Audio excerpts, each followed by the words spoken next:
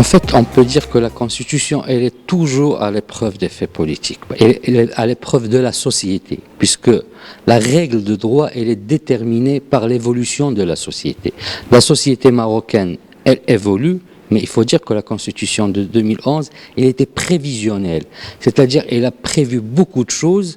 Alors, comment on peut répondre à certaines attentes de la société, c'est avec des lois organiques, comme a dit donc notre conférencier, professeur Najib Mohamed, c'est des lois organiques qui viennent compléter la Constitution et la performer. Et même les lois organiques, on peut les changer. Nous venons de voir le cas des lois électorales, la loi organique relative au scrutin électoral. Donc il y a un changement parce que la société a évolué. Mais la Constitution est le socle, est le fondement. La révision, certes, il peut y avoir des révisions s'il y a des choses, mais on ne peut pas réviser à tout va. Déjà, cette Constitution de 2011, elle est vraiment prévisionnelle et elle est sur un long terme. Les lois organiques viennent la compléter, viennent la réviser.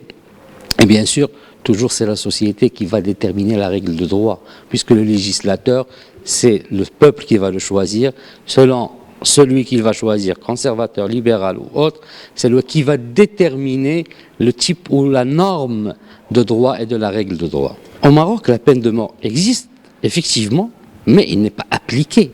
Il y a une procédure, enfin, il y a un process où cette peine de mort n'est plus appliquée au Maroc. Mais elle fait partie toujours, effectivement, du code pénal marocain, de la loi marocaine. Alors, la peine de mort est une question philosophique.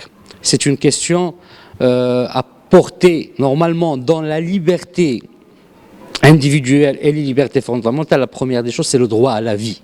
Et dans le droit à la vie, on ne peut pas l'ôter normalement. On ne peut pas ôter le droit à la vie, même si quelqu'un fait Mais les sociétés, et pas seulement au Maroc, les sociétés orthodoxes, les sociétés aux États-Unis, il y a plus que presque une vingtaine d'États qui appliquent la peine de mort. Ça ne veut pas dire que la liberté de conscience n'existe pas, mais c'est un choix de la société. C'est-à-dire c'est la société qui détermine.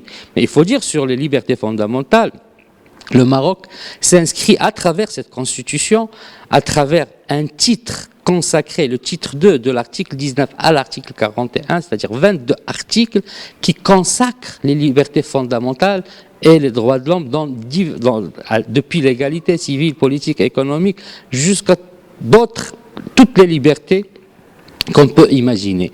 Alors, le Maroc, il a fait un pas en avant, et il faut dire que le Maroc aussi, il adhère avec cette constitution. Ce n'est pas seulement la loi, ils ont une valeur juridique constitutionnelle, c'est-à-dire fondamentale, ces libertés.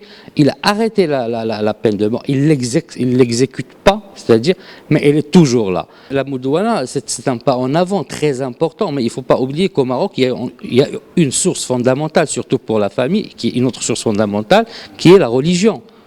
Donc c'est une source fondamentale. Le Maroc est un État musulman, donc il puise certaines règles de droit des sources fondamentales, mais de cette source fondamentale, en essayant de donner le plus, parce que ça ne veut pas dire que cette source de droit fondamentale prive la femme de ses droits, mais il va dans des interprétations très avancées par rapport à certaines questions pour appliquer l'article 19 de la Constitution qui parle de l'égalité, et même plus que l'égalité, que ce soit civile, politique, de la parité.